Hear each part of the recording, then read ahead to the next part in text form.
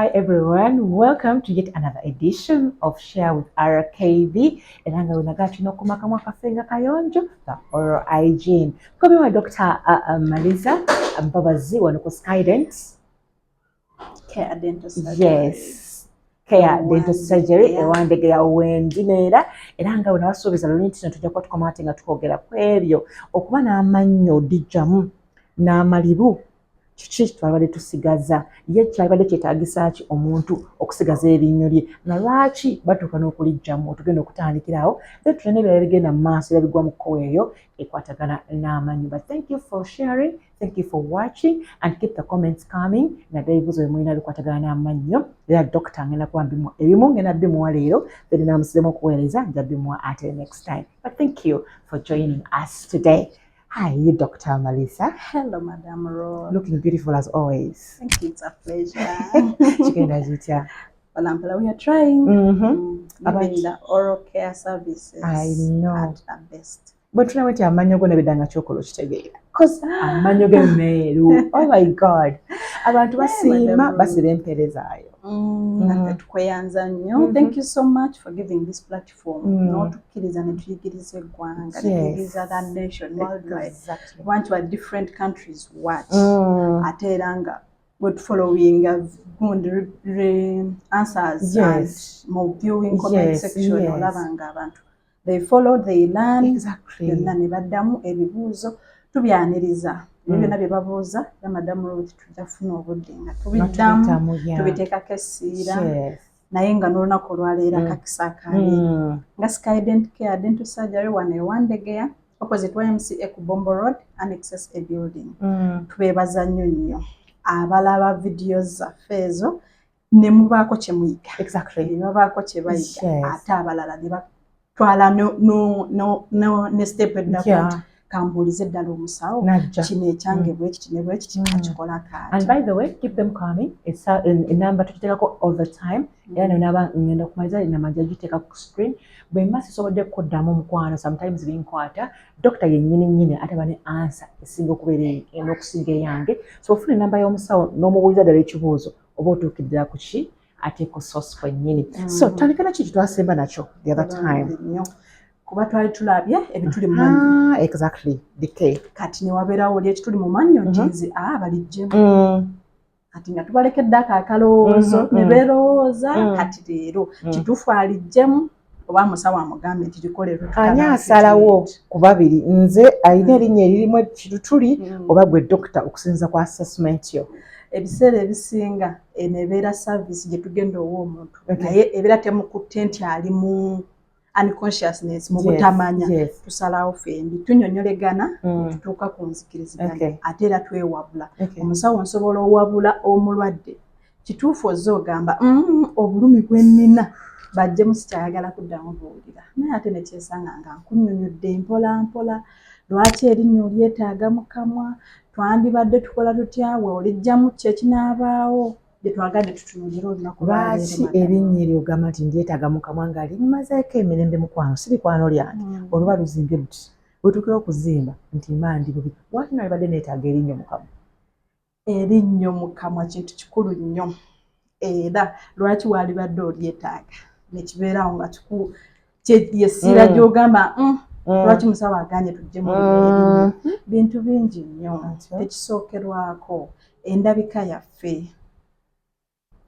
yaffe okuggyamu erinnyo ogenda sigala nga tokyalabika kyekimu ntya kubanga wazze ofuuse mapengo tulina ensonga lwaki waliwo ne betuyita b'amapengo genda gatwalira kungulu nti togenda gatwalira waggulu nti naye ebiseera ebisinga we tubeera watuleetera okukola ebintu ebimu tuyinza obeera ewantu nga twaliwo ekyokuseka okuseka okwo gwe n'oseka nga weekuniza olw'eddibu ly'omanyi kati ekyo ne kibeera nga nsonga y'amaanyi endabikayo kintu kikulu nnyo. Amannyo gano gongera nnyo ku ndabika yaffe ne confidence eyo kati kyembadde nzirako nti bwe tuba tuvudde ku ndabika yaffe self esteem oba confidence yo buli w'omanya nti nno nina kyendaakinga kubanga kati yofuuse mulema era waliwo abalwadde abajja ne bagamba bannaye nalemala dda ofuuse mulema ogudde mu balema naye ate tetubatiisa nnyo bakuse eryo okiraba kati self esteem oba confidence ekamuko kubanga buli woba ogenda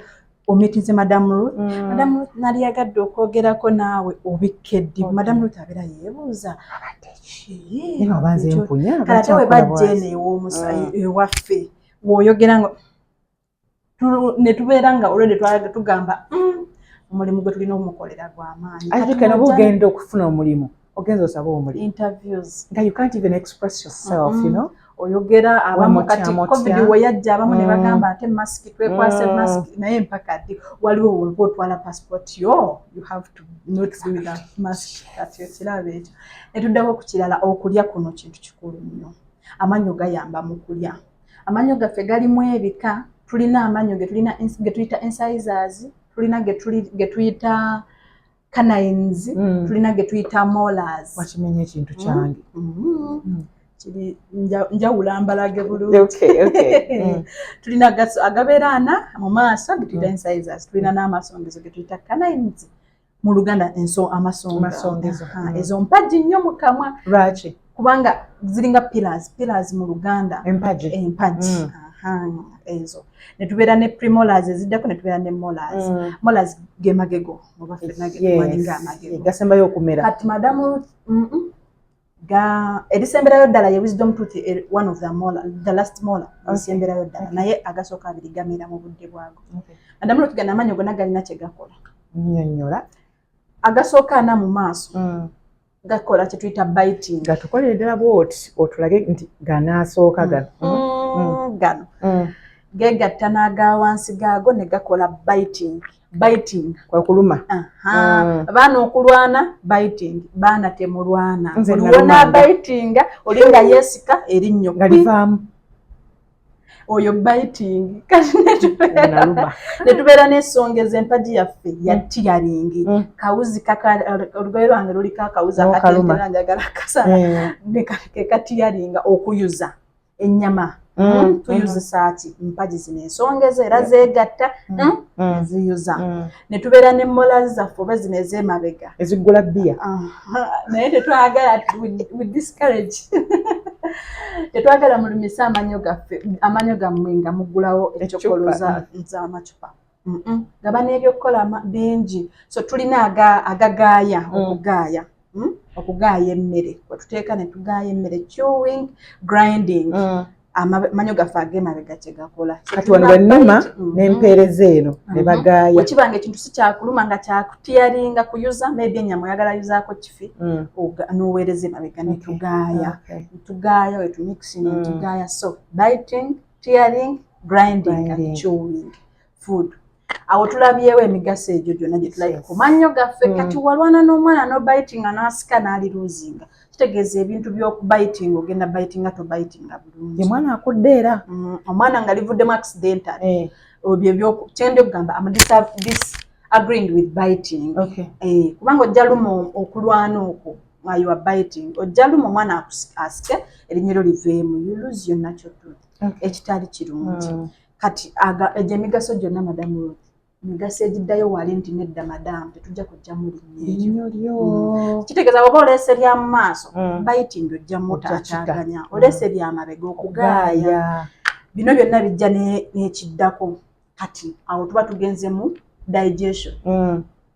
Obeera togenda beera na digestion. Digestion nkyogerenga okukuba emmere mu lubuto. Naye tukimanyi nti digestion etandikira mu kamwa. Digestion etandikira mu kamwa. Kati ki ekitandisa digestion mu kamwa? Mannyo. Agagatta n'amalusu okugonza emmere enaagenda eri. Digestion ejja etya? Ekinyeebwa tetulina ganaakigaaya. Ogenda lumaana limenyekamu nga bisatu okkirize. Ng'abaana abato. Kati tekijja olubuto nalwo lulina tino ninafuna kintu nga bakimenyemenyemu to this percentage. Kati ate okasuse wansi. Kati era mu kufulumya tujja fulumya byonna. Kati protein zaffe tetuzifunye. Dr. Malisa. Wangi Madam. Waliwo olabyeko namba 2 n'omutulunako bw'oti ng'alidde ebijanja. Engeri gye tulina babebi bebe kati tubiraba n'olaba omwana yamiza akavena kasikatedde kubanga nga yakitutosobola watermelon ng'ogirabira ddala. Kati naffe oba ku mukulu omwana muto wabeera nga amannyo ge tegawera nga we galina beera. Lwakuba kati Mukama ye yakikola mu bato era nga wakuwadde ago amannya abiri 20 teeth milk teeth era amanya nti bye balya byekola bate tubawa nti nyama y'amagumba alina bibali kati ne tugamba nti ki woba tolina agabitinga emmere tegenda kukubibwa nnyo kugenda muki ate woba wajjayo gana amagego ng'ogamba eri omu maaso sijja likwatako wensimayiringa baliraba n'eri neno musawo lijjayo ennyama onaagigayiza wano okugonda owutampuute kati ennyama serious ezo byonna ebyo betulina okugaaya bigonde grinding eyo tajja beera completed ogenda laba nti omira ebintu ebiri half digested mu kamwa olaba ekyo buli kirimu kati tewali anti ezo minerals zonna ebiriisa ebiri mu ebyo ebyokulya bye twali grindings tuba tetugenda bifuna mu mubiri biddayo obuzine bifuluma nga kiri kyenkugambye nti ekifuluma ekyo tulaba ekintu kyonna nga wekyazze lwansonga olubuto olwo olutwala kyerulina otwala kati kyotakubye mu kamwa kigenda yitawo buyisi nga missed call ati awo kituleetedde ki malnutrition obiraba byonna ebigenda byeddiringa just kola ki kusalawo nti nno musawo amanyi tugajjemu ati olijjemu teri grindings emmere kimala ogenze proteins zigenze olwokuba tewazigayiza carbohydrates kasooli tomugayiza bulungi agenze mugenze kwegamba ebintu nga oli byewala olwansonga toli olina malibu kati ogenda sigala mu mubiri you lack the proteins tulaba omuntu nga ki ali malnutrited obuviiri asiiwuse akonzibye just olwokuba nga mineral ate nga buli kimu bakimuwa maybe oba akyetuusaako naye olwokuba amannyo gano tegabikuba bisobola okugenda mu mubiri biyitawo buyisi obiridde naye biyitawo buyisi digestion teyagenze bulungi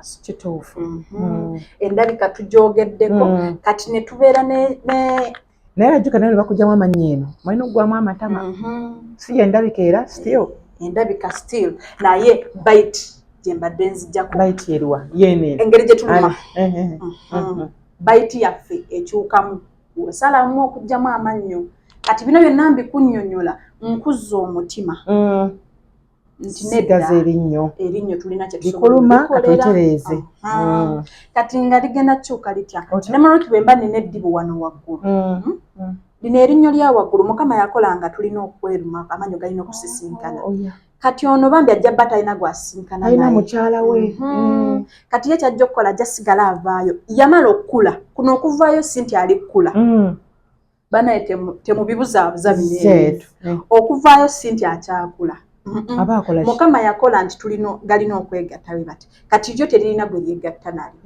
lirina okusigala nga litambula paka we linaasanga gweriruma so lirowooza maybe terinatuuka waalina kubeera naye olwokubanga gwe wakola ki wajjayo munne gwalina olumagana naye kati lyo lisiga nekituleetera ki kati erinnyo livuddeyo ate olowooza guno omulandira tegulifulumayo gubeera exposed erinnyo buli wetu exposing ekitundu ekitalina abeera exposed sensitivity okunyenyeera amannyo twakwogerako okunyeenya anti kati ovuddeyo eri gye bakukwata family kati ofulumyeeyo obeera weak erinnyo linyeenyeza muba age 40 and above 50 and above erinnyo lyange nno linyeenya naye nze tusimanyi sinneekoona sinnafunako accident erinnyo linyeenya naye aludde n'eddibu ly'emyaka 2 lineno nayo kubanga ekyokutambula ekyo tekitwala lunaku lumu myezi 2 nti olabe nti naye buli walitamba terinnuma siriwulira it is a very slow motion ku peesi yaalyo kubanga mukama kintu yakikola natural nti tulina obbeera nga twegatta kati era nalyo nga wagganene we tutaagawulira nti nogatambula gatulu era nalyo livaayo mpola nze noonya munnange gwe neerumana kati ogenda osanga munnange ng'omuntu yaluzinga amannyo tugambe gano gonna agagatta wano yagaluzinga ate olowooza kati aluma ati ono agudde ku booda akoze biki bamukubye ebikonde amannyo gayimuse waggulu kati twabadde tugamba endabika eno ya beautiful smile kati tuli ku ndabika yo kikamamu omuntu oyogera naye akola ati madamu Ruth omumwa gwekubira eno madamu Ruth ebyembi bisekerwa kweka wano ebyo bisekera naye kati naffe ba dentist oze gyendi saagala seka sisobola seka buvunaanyizibwa bwange okuddaabiriza ate era buvunaanyizibwa bwange okukubiriza oleme genda mu mbeera eyo okolawo otya otaseka okola otya girabyeko osekera mu masi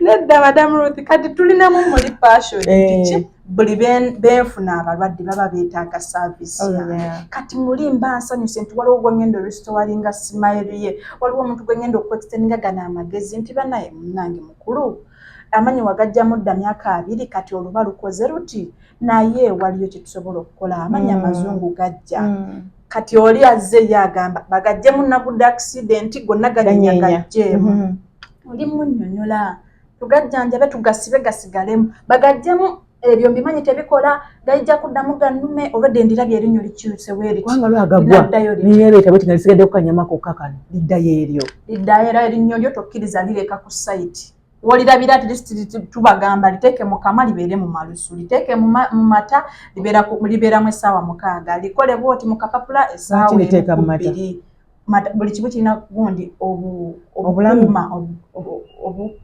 environment esobola okukuuma erinnyo for those hours kati amalusu gakuuma okusinga amata ne gakuuma okusinga pepper just ng'otaddemu pepper kati bw'olireeta ffe tuba tulisindika ye ate ne tusigala nga tuli maintaininga mweyo gundi osigaze nakyo naye ekituuseewo temutegedde buli kimu kiwandagadde wakyo waliyo ate solution ey'amannya artificial etutagenzeeyo eyo kati tugenda kuki nti okoze otya okikamye oluba lukyuse okugjamu amannyo gaffe kikyuse emba zaffe ate kikyuse egundi emimwa gyaffe emba lwaki zikyuka ekirala okugjamu amannyo kireetera bone loss eggumba eryegumba erikuuma erinnyo ekibuno eryegumba eriri omwo ekibuno kibika eryegumba eggumba eryo erinnyo mwe rituula kiraba kati ojeewo nalyo nga libula ligenda libula kuba teririna kituddemu kirikuuma kati gye likoma obbula libadde lizimbye bulungi webiti kati libuze naawe wanene wagenda wagwamu kati ow'emyaka 3 alabika ng'ow'emyaka 5 amataba nga gagwamu kwekugwamu kati emimwa gyaffe gikyuse gitya wano wena wagwamu olowooza obeera obulira bwoti naye enyalo kubanga omwate gwena kwe gutuula kati awo ne tulaba nti emigaso gy'amannyo mingi nnyo kati emingi ekisookerwako ddala kiviira ne mu bato era nga kikulu nnyo okwogera yogera esi nga tolina mannyo ga mu maaso yogera vi nga tolina mannyo ga mu maaso kintu kikulu nnyo kuuma amannyo gaffe mu kamwa kintu kikulu nnyo no matter what speech eyo nkulu nnyo oze you have to lead olina presenting ekito omulimu wagufuna gw'amaanyi gubadde gukubeezezaawo naye kati olina okupresentinga esi tefuuse esi tosobola gipronouncinga ate kati fufufufufu oseka weekweka emimwa lwakuluzinga linnyo just olw'okubanga tewakola so when do I naye kati okujjamukkiriza nti kati balijjemu naddala nze nsalawo oba gwe dokita lwaki twagambye nino tukolagana nze nkunnyonnyola naye ate ne wooba otuuse ku ssaawa eri esalawo kubanga ekisinga okusazisaawo abantu mu era eno gye tuliko waliwo eyali eyo era oba yabajjajja oba bamaama eyo era eyedda nga babagamba teriyo kye tusobola kukola kujjamu bujja era nakati okyabafuna naye mwana waffe amannya amazungu g'oŋŋamba tebiriyo tetwakula batugamba byabwe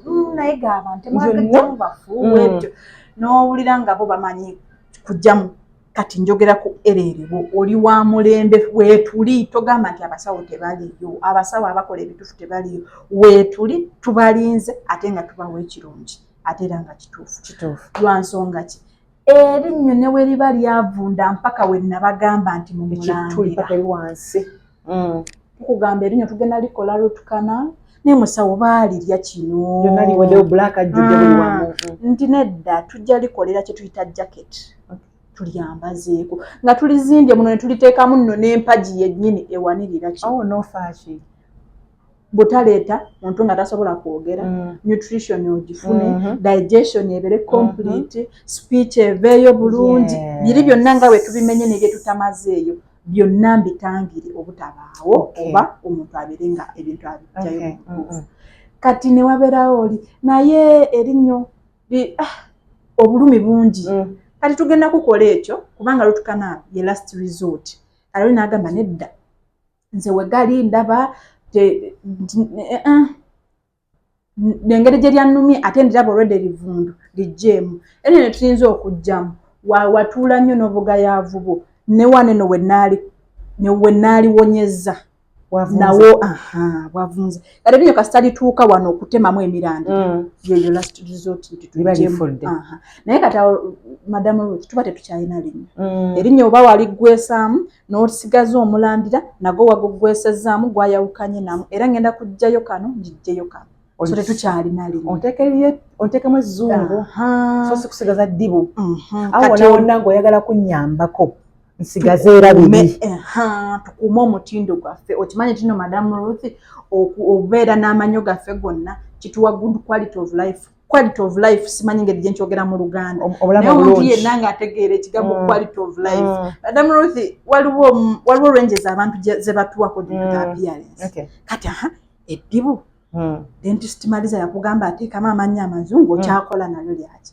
kati omiitinze business partner akulaba olina eddibu mugenda signinga billions gundi business erinnyo ddala lyakulema otteekamu kati quality n'agamba muntu gwe ngenda okukolagana naye nga substandard nga sikitegedde quality of life wano nakyo kimmenyinga waliwo just omuntu eyayogerako ku buno bu viral videos obutambula ng'oli agamba osobola obeera omugagga biki naye amanyo ge gabanga tegali ku gundi simanyi bugagga tolina kyogamba natingeeryo madamu Ruth ekirala wadala wayinza otukaka ne tukugjamu erinnya ly'obutonde tusigala nti nature is better than naye lwaki eryo liyinza otukaka God forbid accident ebaddewo ng'ebadde very massive ng'ebadde accident ng'ebadde eri neetumenya nemenya eggumba okumenya erinnyo nemenya oluba okumenya erinnyo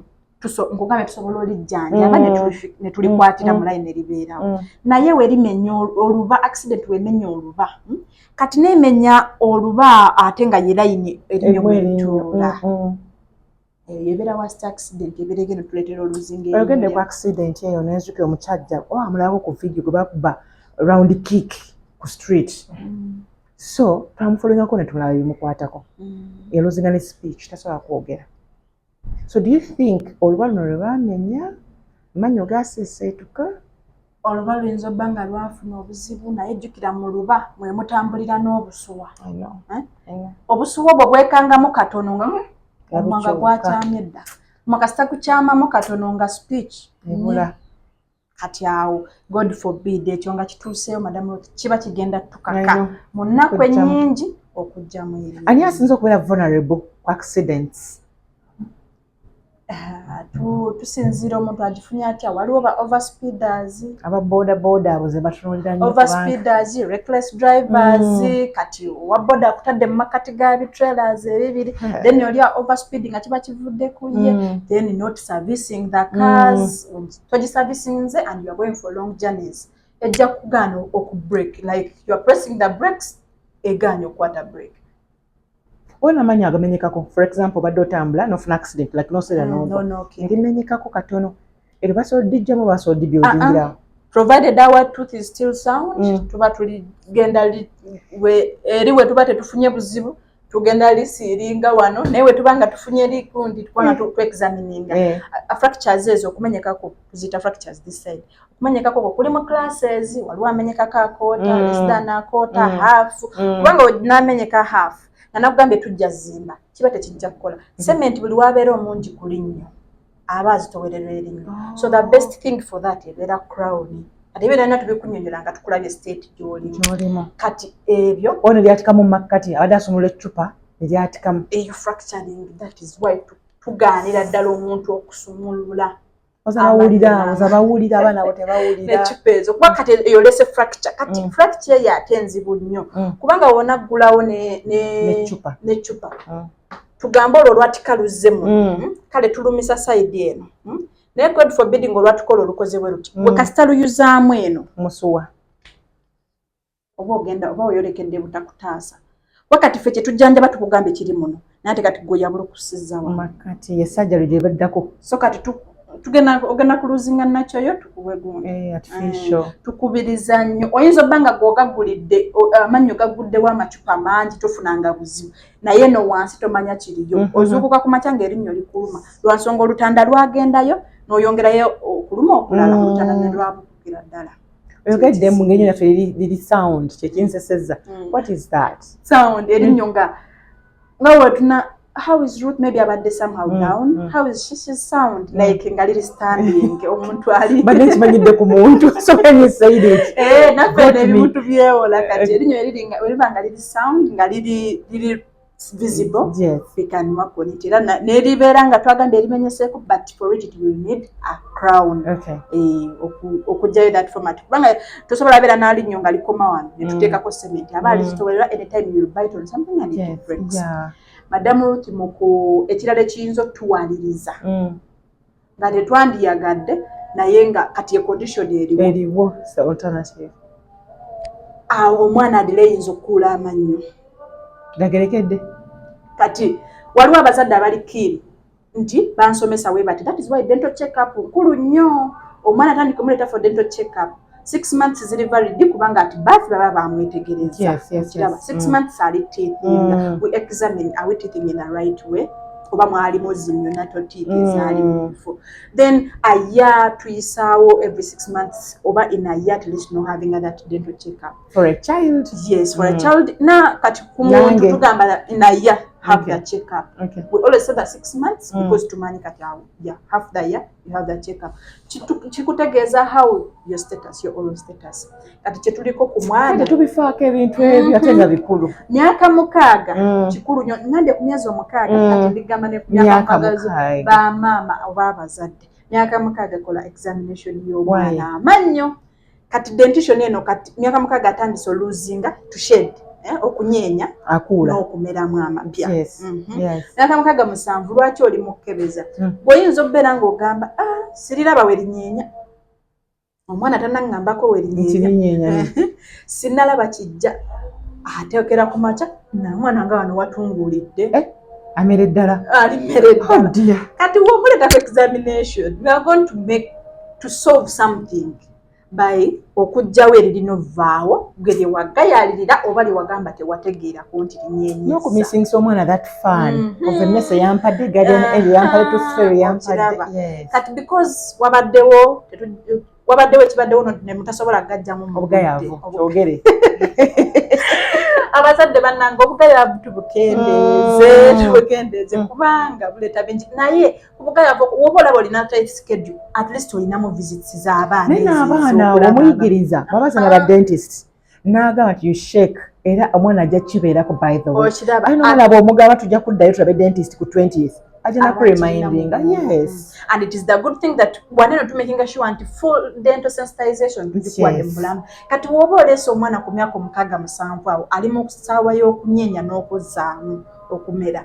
tuba tugenda munnyonyeramu naye kati tunyenyeza lino oba tuggyemu lino lyeriddako tusobola kusuubira kuyisa myezi 6 nga terinnanyenya watubala tukyenkalogeza lino lyeriddako lino liddeko lino liddeko gano gaddeko so observance eyo kati check-up ogifunye kino kye weekanze kubanga weekanze lwansonga watungulidde n'oleeta tugyeyo tukugambe tukole kali ke twannyonnyola mu first episode massaging kati ako kamassaging ng'erinnyo libadde likyali munda kagenda correcting erinyo lijje mu layini naye ate bw'onajja wali ng'olwedde amaze okugerekera teridda oluusi gayise mu bwegati oluusi gatunudde eri kati to arrestinze toyanguyidde kintu tubeeko kati ensobi ekoleddwa erinnyo lize saaludde nti lina okunyeenya so kasitanda b'ensobi eyo nga ze litunguutidde dentist the answer tewa dentist ajja kunnyambalidde mu position bulungi omwana agalimu okutula ngaeyagerekera naye kati lwaki oba olina kukwata from ewasookebwako nti dental check up omwana wange nina ogimuwa ku myaka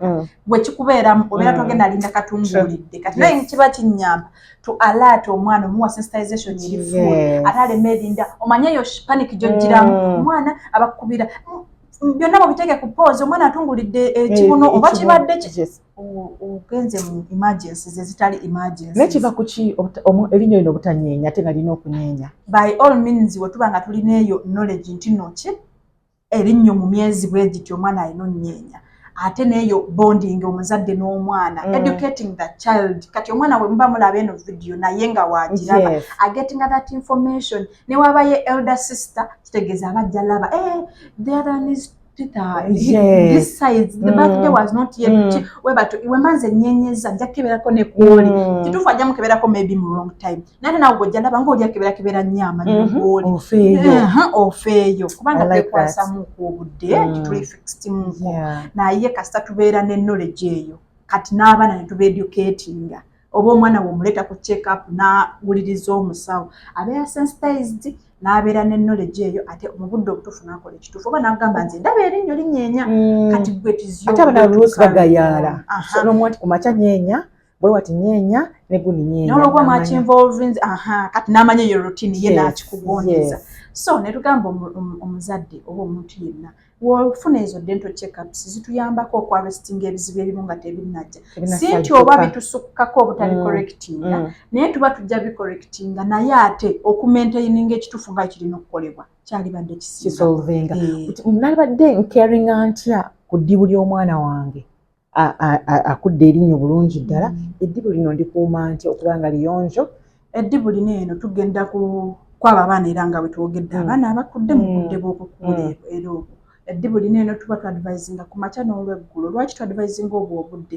omubiri tegunafuka masculine didde zine mukasana it is still soft and gentle to be approached kati awo massaging with just the index finger like this kati sometimes tukozesa that cotton cloth akali clean using with the warm salty water salty water no tumwegendereze taina beera salty nti munyu mungi the taste of our tears salty kutungununa just si munyu bagambye salty water atoteekemu ogwakulya emmere kubanga kati tetujjagamba nteekamu koto otujiiko nedda tetumanyi quantity y'amazzi gy'olina naye test yeri gye tugambye amaziga gaffe test y'amaziga just kutungununa so you go on pressing gently tupressinga mu direction ki erinyo lye twagala likulire gye tupressinga tulaza twago kati tojja pressinga ngozzeena ate ofulumya twagala okujjukira Dr. Marisa mpozi omwana muyigirize omwana kyetuva tugamba omwana kasa tumuyigiriza naye naffe bwe tubanga waliwo times omuzadde gy'omulabanga mu training time babeera nnyo bombi ate ng'eyo training time buli ekituuka ku mwana wabeerawo training time so wajjamu byonna era tubimubuulira nanyize bwe nti so whenever you are cleaning your teeth you have to do this just 3 times walabanga just second so kitegeeza tukikola once the rest ne tubuulira omwana olulala tuchekingako just kubanga gano agashedinze natural madam Ruth it comes naturally era lijja mu line just tuba twagala shapinga naye nga era mukama bayagatagetinga ekitali oli eyagayaala najja ng'atungununye oyo yali noteekamu samu emphasis nga kati amannya gaffe gano gavudde mutaddemu amannya amazungu mwemba cleaning do I have to remove them waliwo engeri ey'enjawulo gye nkola nga ncleaninga akamwa kange ku mannyo gano gali artificial amanya agali artificial Madam Ruth galina twali tugenda gawa episode yaye enamba naye nga just okuonako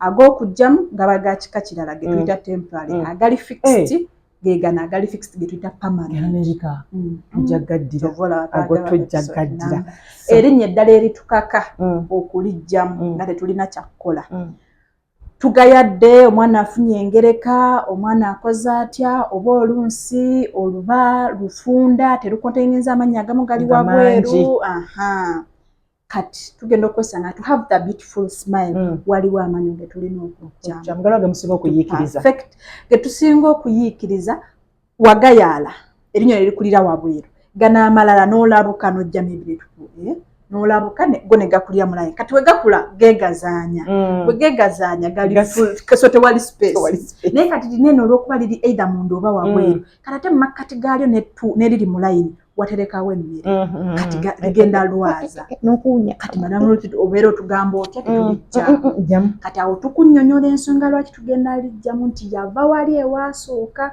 mutafuna dental check up bala sensitization kale it is well naye kati katulijje mutofaayo asa tulina symmetry eyo eri mulayini kati ne wabeerawo oli azze amannyo gange gaasongoka kati kitegeeza mukama yamukola oluba lwe nga lutono terusobola ku accommodating 32 amannyo gonna 32 naye ate kati olwedde engeri gye lutasobola lwa protrudinga lwafulumayo lusobole okujjaamu agagamizi kati ate Smile tevaayo omumwa tagubikka muyaga obikka ayina osika gunene okubikka tagline ya muliki tagline yammwe ya Skydent Care surgery then tagline at Smile with confidence that one our say and our motto always our signature Smile with confidence kati buli muntu waba nga tonna seka naye already amanyoga go maso gasese nedda kati muna inajja ne tumunyonyola about the braces zetulifunera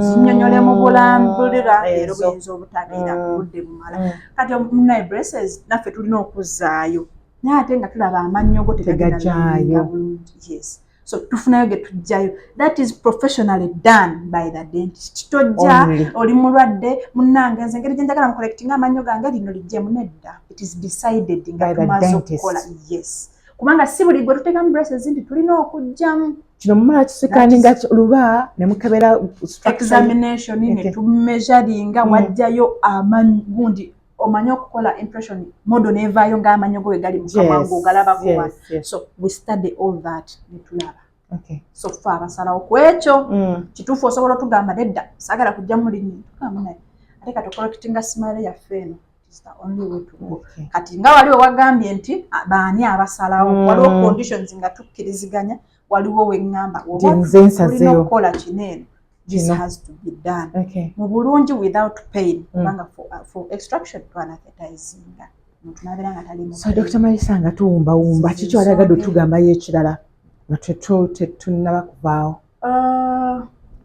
okulambululamu awo bye twogeddeko ku mannyo nteekako essiira nti amannyo ga mugaso nnyo mu kamwa kaffe wabula tugakuume at all costs we wabaawo ekikubuzaabuziza omusawo w'amannyo yeyekka asalawo whether you lose your tooth oba mwogere kati binene byokwekwasa akasente mind about ze twogeddeko zinene obutayogera bulungi okukyuka oluba okugwamu emba okubeera nga digestion quality life kenasinza okukwata woba owulira obulamu bwo obwagala ku mutindo mind about them kati awo tunyumye ng'okola ki ng'okitegeera Smile with confidence njagala nnyo onyonyole ku bufundi buno toothbrushes nazinonya mu supermarket zambula buno we buti bwambula ate era nga n'abalabi baffe nalabayo comment yababuuza osabusanga wa madamu lutingera bwe twogedde nti amanyo gaffe jjukira erinnya terisobola leeta muntu bulumi oba kulyagala lijjamu nga teririna kyeribadde ebyo biddike bye twayogerako tuddayo kemabega twayogera ku good oral hygiene okulabirira akamwa kaffe kambalambululire byonna nti weebiri wano abyagala otukubirako with deliver oba at a cost oba n'ojja wano wenyini Skydent Care dental surgery newerondera n'ofuna buli kimu okuvira ddala ku mwana omuto omuwere okuvira ddala ku mwana you become closer here okuvira ddala ku mwana omuto omuwere madamu atikana okajjukira Finger baby brush abataakategeera nkozesa yaako mu first episode gyetuli video zaffe ndoza zibeerayo atayagala recapinga okwongera olaba yeno finger baby brush tutekamu index finger bulungi engalo ziba nnyonjo mami mala zinaaba nga nnyonjo brush yaffe nnyonjo n'oteekamu index finger yo bwete malirayo and we go gently that's for a baby sigwe mukulu tata w'abaana mwita baby naye ng'ayasama baby okuvira ddala nga buli we tuyonsa omwana aba yeetaaga omuyonsa abatandise formula oba amata gennyini omwana aba yeetaaga omulongoosa okubanga ebyo ebitabuli bwe bikwatira ndiwo omwana akaswaka oral care kikulu nnyo episode yaffe yasookera ddala eddemu atagitegeera so kalina ne kakesi kaako okatereka bulungi madamu Ruth emyaka gyaffe tutandise okukola ki okusenya tulya ne ku mmere abatalaba episode esooka tulina n'akayimba ka wiwiwiwi eno 360 degree brush 360 tegeeza akamwa konna oba okalina wansi ne waggulu nyongera bagamba bino byonna weebiri ate byonna gye twogerako biri rubber bristol rubber bristol nakinyonyola buli kalinga ka cotton cloth sinti kaseererako ate sinti kahaatinga omwana already alina amannyo ge tugambye okuvira ddala ku mwaka akozesa kano ka brush N'akaluma. you bite then you rotate we brush our teeth. We brush our teeth. This is very nice for them, most of the toddlers. Kaberamu kano ka pad madam. Koteka ku kisenge kalina. Epena. Madam Ruta ka. Height ya baby wetuka. Kuba ka motivating kamujukiza. Madam Ruta kano we kali. Rubber Bristol. Tumanyo mugaso gwaya. Tagitegera eyo. Kakuyambe konzi wano. Tulina akalongoosa olulimi Madam Ruta. Abato n'abakulu? Abato always mama yabayamba kubanga abasobola okwekyokindi naye buli wokola gently circular and coming out and your tongue scraper ya ebera ne buno bu ridges kubanga bwe bubeera bugenda olongoosa wali always atala episode y'okulongoosa akamwa technique addeyo circular nojja cleaning olulimi lwaffe ne tubeera ne no brush buli omu yalijeka Madam Ruth, your what? My favorite. Kamasajinga bulungi ekibuno. Oh Lord. Kamasajinga ki? Ekibuno. That is your rubber bristol adult brush. Yes. Okuvira ddala ku mwana w'emyaka egye brushing obulungi akuliriddemu naawe omukulu kali very rubbery waneeno for grip. Omutwe guli narrowing waneene era nga bwe twabinnyonnyola luli Madam Ruth abaagala okufumbako omutwe gusebolinga tirunetuguzaako kati Madam Ruth nga gwe wakawulira buno teri nti no bujja kutukira mu kamwa teri nti no bujja kubyabyatala gamza masad ate amanyu nga gatukudde jangu weefunire ka brush kati ne tubeera ne mouthwash mukwano gwange naye nga tutera omuwa omuntu olina gundi problem nti agamba akamwa kange kawunya oba omuntu buli gwe tumala okucleaninga we advise lwansonga kisiiringa kati buli omuntu alina ezo curriculums oba ebicafu kaboole wetubala omuwozaako twagala ekibuno kyewumbe bulungi mouthwash neeyamba lwansonga bucurriculums bubadde buwumbiddemu bacteria obuwuka bwe tutayagala kati ate no antibacterial egenda kukola ki egenda kubutta ate nga wenyiga n'ekibuno. That is why it is good and gives the good akawowa kalungi mu kamwa. Flossing oli kaneno kagenda kujja n'ono. Flossing bannanga abantu abamu tebamanyi flossing Madam Ruth ate nga twa emphasizing flossing nti okakwata n'okanira bubooti n'osika ng'ojjakyo.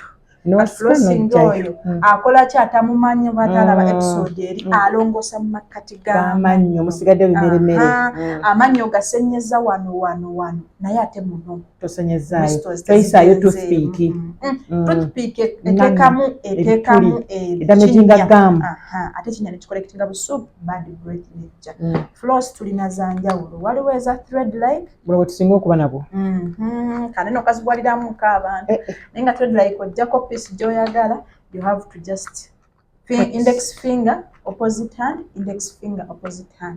you make a C shape oteekamu n'okola C shape ku linnyo n'ofuluma oteekamu n'okola C shape ku linnyo n'ofuluma. When do we do the flossing? How After often eating. we do the cleaning? Yes. How often we the brushing is how often. Buli we tusenya ye buli we floss. So akolako kimu obeera to completing anti tugambye tusenye kitegeeza waneeno tetusenyeza osobola flossing then no brushing to get out everything. Mama yokuflossinga n'akalya obubeera bubuyadde behaviors bwaffe naye nga tugenda mu maaso kati nayo floss kati kaneeno kagenda kanyonyolebwamu nnyo naye engeri gye tulaga ebintu by'osobola okwefunira gwe nga gwe kagendamu nnyo mu bantu abalina braces kyetuba tukayise orthodontic brush ko kagira katapalingamu kuba kakirininga buli abalina braces era nekano oluusi nako tukaita interdental brush atakozeseza floss ng'ate lwakweno interdental brush abamu amanyo gaba geekutte nnyo tekagendayo naye nga kuleno kalina bu filaments kalina bu brush obutonotono nga kakola katya byontuisanga no ku skydent osebesanga kalina kepu yako gakayoza ennywanto obulabye buneeno kati omuntu bwakatwalamu naye kati kaneno kajja buzibuwaliramuko omuntu okwambusa wano waliwo amanya ageekutte ennyo kyetuva nti oli wa opting ate floss ko ka kayita mu mangu however ate kuba braces betujja okwogera mu details nga tubatuseko ate yakayinzaamu makati ga braces nga tunaaba tubalaze ku olunaku nga twogedde ku braces. Thank you so much Dr. Melissa. Tuddamu okujjukiza tuli Wandegeya wano wetusangibwa ku Annex Building right opposite YMCA era ng'ennamba zaffe z'essimu tugenda ziteekako awo naye era nga weri nkola yaffe twogere era ennamba wanje ennamba 0783 17 40 75 tetujja kwerabira mistakes tugenda zireeta nga tukomawo okuleta the questions then tuzigattemu wamu yes tumekona episode yaffe awo so erinnya twalina lijjamu kuma amannyogo yonja amannyogo jangu weefunire rubber Bristol brush ennungi n'amasajinga ekibuno right ate ng'erongoseza n'amannyogo testimony lulimi lwo dental checkups buvunaanyizibwa kubanga tukulabula tukusomesa tukuyigiriza every after when after 6 months 6 months z'omukulu omwana tugwa wamu naye omwana ku teething time aba yeetaaga 6 months ne 6 years kyalibadde must yes. Thank you so much for watching. Keep commenting, keep the questions coming. Until next time, we love you. Smile with confidence.